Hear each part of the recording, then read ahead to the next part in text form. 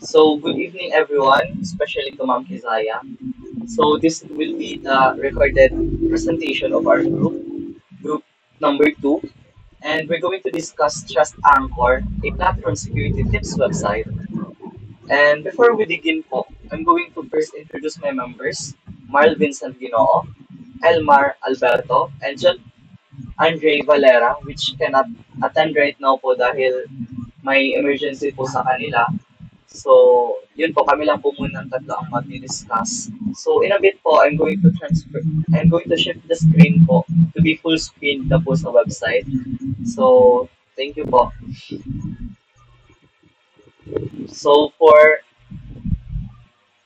to start our presentation, I'm going to first discuss po the front page of our website. So, as you may notice, gumagalaw po yung background, pati din po yung font na Trust Anchor is nagbi-blink din po siya.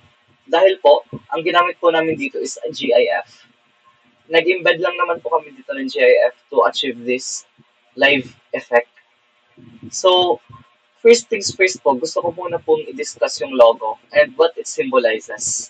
So, as you may notice, may mga nodes po na naka-embed po dito sa shield, in which may mga nodes din po sa mismong shield.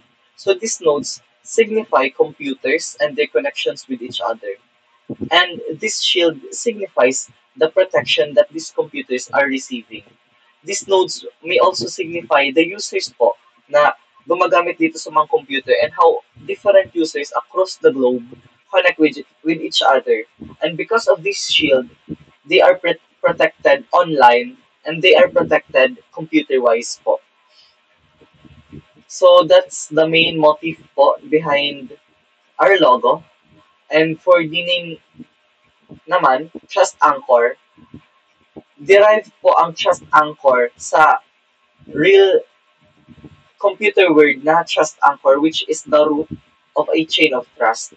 So parang naiisip po kasi namin na what if ang gamitin po namin pangalan ng website namin is yung natutunan po talaga namin sa platform security, which is Trust Anchor mismo. And because of that parang ideology, nabuo po ang Trust Anchor as a website. So, Trust Anchor, a platform security tips website. So, that's basically it po for the front page. We're going to click the click here to continue button to progress po to the website. So, after clicking, nata-transfer po tayo dito sa login screen in which we are going to be prompted to write text.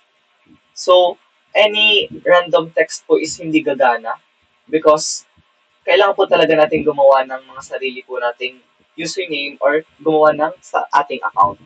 So, according to here, after clicking login, this page says, invalid username or password. Please try again or register for a new account. So, with that in mind, try naman natin na wala tayong ilagay. So, unfortunately, kailangan natin siyang i-fill out. So, if wala pa po tayong account, i-click po natin yung don't have an account, register here. After clicking, mapupunta naman po tayo sa register page in which we are now going to create an account. So, let's say, student 1. Tapos, kailangan natin siya lagyan ng password, of course. 1, 2, 3, 4, 5, 6, 7, 8 as our demo password. And 1, 2, 3, 4, 5, 6, 7, 8. Ngayon, if ever kulang yung nilagay mong password sa re-enter password, magbiblink po ng red ang border ng re-enter password, which signifies mali yung nalagay natin password. Let's try clicking register. After po, pag click natin yung register, this page says, passwords do not match. Please re-enter your password.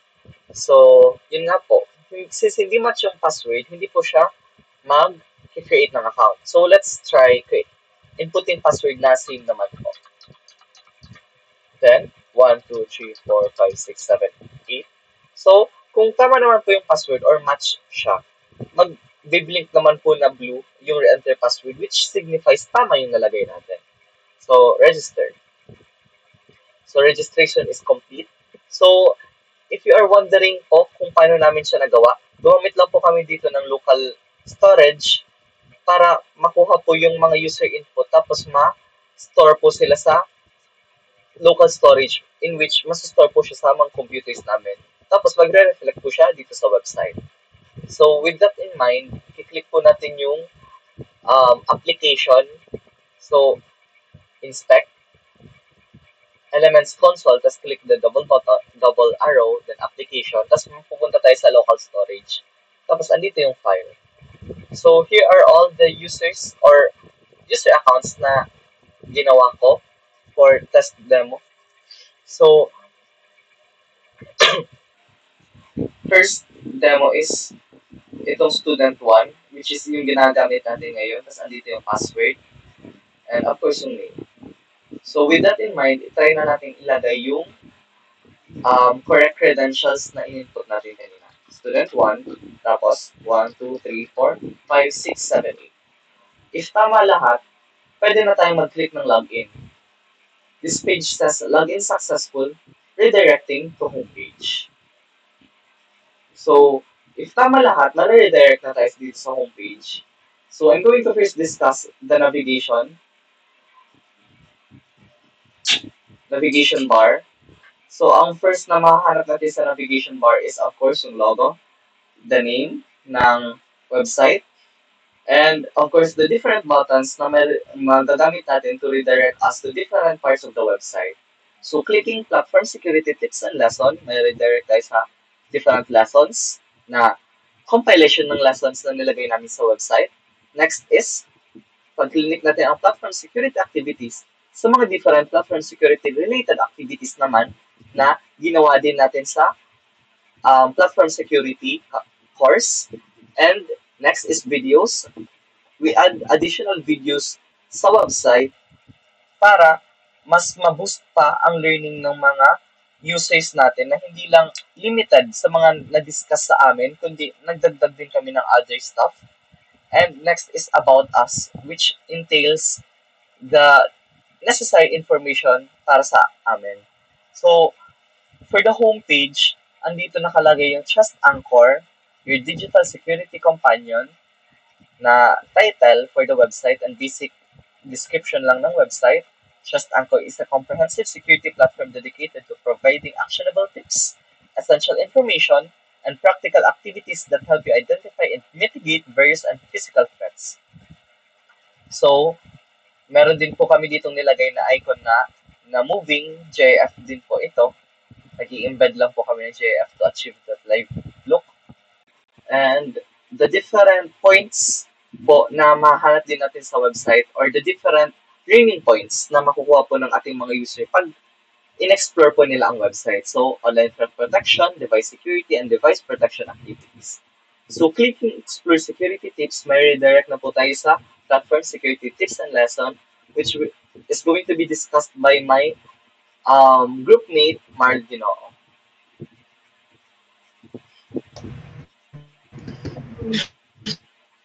So, in this section, makita po natin yung three lessons na pag clinic natin yung 3 lessons, ma-access natin yung compiled lessons from platform security. Starting with introduction to platform security focuses on protecting the underlying systems that applications run on, ensuring the confidentiality, integrity, and availability of data.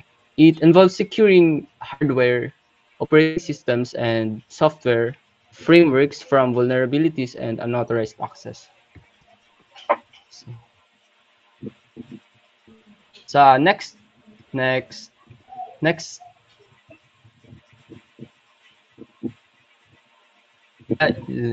makikita natin dito yung layers of platform security, which is yung physical security, firmware and boot security, operating system security, application security, network security, and data security. Next is yung layer description. Dito sa part na to, makikita natin yung descriptions lang ng layers from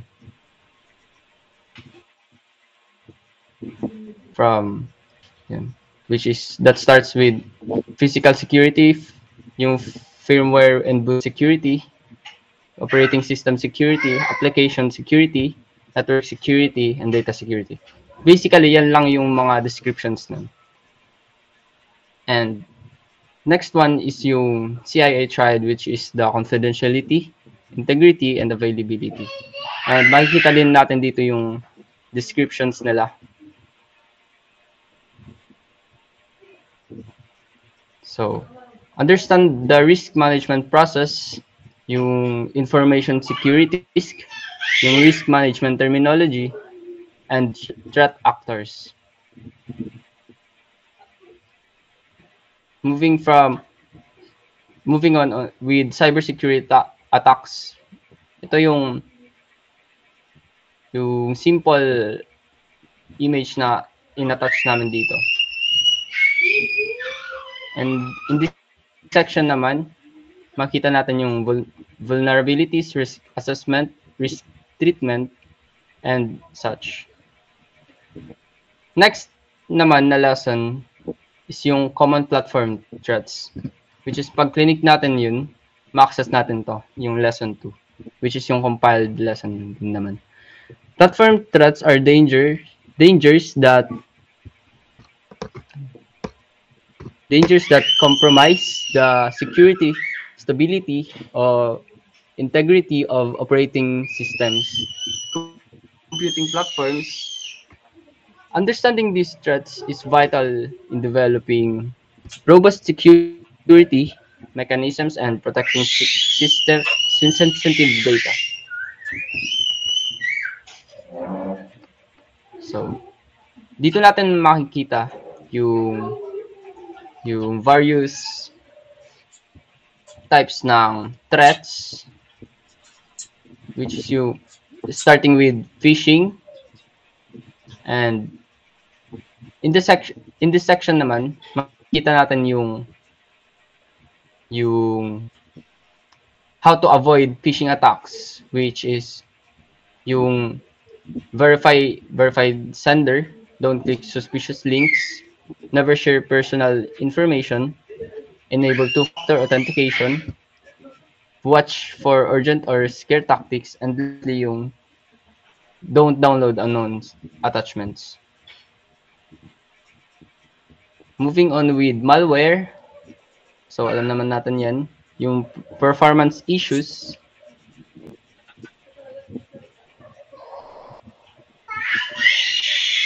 So, malware refers to malicious software designed to infiltrate, damage, or gain unauthorized access to computer systems. Common examples include viruses, worms, ransomware, and spyware. Below are some malware indicators. So, below, makikita natin yung performance issues. Kung makita nyo, in-attach namin yung mga image dito. So, dagdag sa aesthetics din. And such. So, lastly, yung platform architecture, which is yung last lesson from platform security. So, platform architecture defines the structure of computing systems from hardware and firmware up to application and cloud environments. Understanding these layers is crucial for building secure, efficient, and scalable system. So moving on, makikita natin dito yung layers of a computing platform. Yung components, which is yung hardware, firmware, operating system, applications, and let's proceed now to cloud and virtualization platforms. Ito yung descriptions nilang, yung cloud platforms and virtualization platforms. Yan. So, ito naman yung TPM or yung Trusted Platform Module. Ayan yung basic descriptions nakalagay dyan sa side ng image. And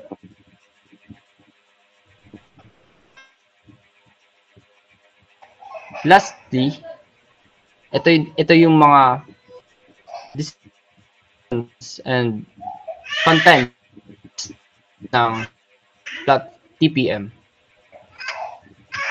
Ayan.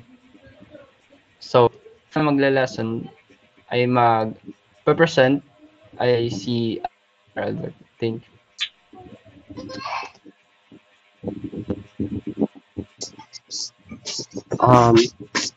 Dito po, we have Oracle VirtualBox po. Isa po siyang virtualization software po na ginamit sa paggawa ng mga laboratory activities. Ito pong software na to, inaalaw po tayo na magpagana, mag-manage ng mga virtual systems. And dito po sa Oracle VirtualBox nakalista po yung ilan sa mga functions na pwede mong magawa.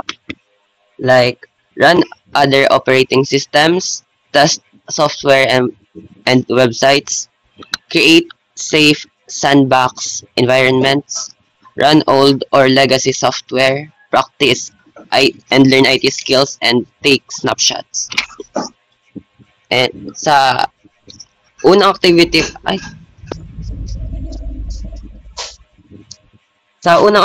po, natuto po tayo ang mag-install ng Windows 10.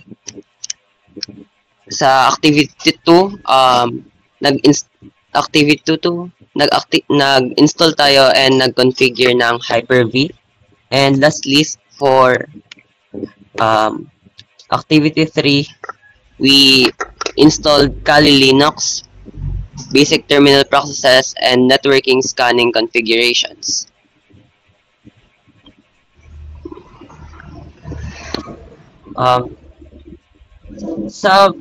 Dito po, nag-attach po kami ng some videos po na makakatulong sa inyong pag-aaral.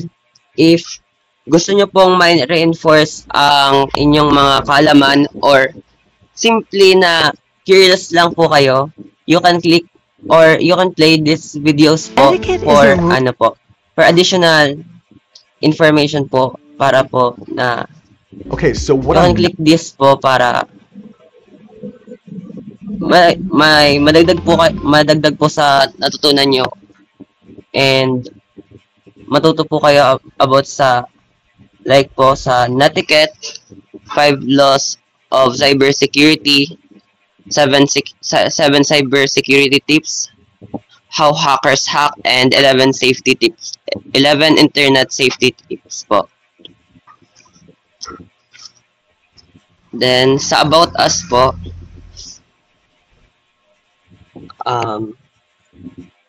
ito pong website, Trust Anchor. Dinesign po namin ito for future IT students po namin, katulad namin na IT students na magte-take or magtatakal nitong platform security. Yung mga ma-encounter nila na mga topics para po may ano na po sila, may reference po dito para mas mapadali po yung learning nila dito. Yung website po namin, ang ini-aim po namin is organized po yung lessons. Madali po siyang mahanap yung mga content. Tsaka po may mga nakalagay po na may mga nakalaan pong mga section para po para po di po siya nakakalito sa mga kahit po di siya nakakalito sa mga first time users po na itong website. Clear navigation to quickly find the topics needed. Dito po kita naman po na may mga sa navigation clear naman na meron po siyang home, platform security tips /lessons, platform security activities, videos, and about us po. Self-explanatory na po siya, hindi po siya complicated. Kaya po, mapapadali po ang paggamit niyo po ditong website. Accessible po siya anytime, anywhere. As long as po, meron po kayong stable connection po. Di nyo na po need mag-download nitong, kasi since website naman po siya. Consistent structure across lessons for a smooth learning experience. Ito naman po, sa design po, we opted po for something na hindi complicated and hindi distracting sa mga users po para po makapag-focus po sila sa lessons po dito sa website. Visual aids naman, naglagay po kami ng visual aids para po mas lalong maintindihan yung topic. Then we kept the explanations po simplified pero detailed pa rin para po mas madali siyang sundan. Yun lang po, thank you. So, that's basically it po for group number 2, discussing Trust Anchor, a platform security tips website. So thank you everyone for having us tonight, and thank you everyone for patiently listening to our lesson. So once again, good night everyone, and thank you.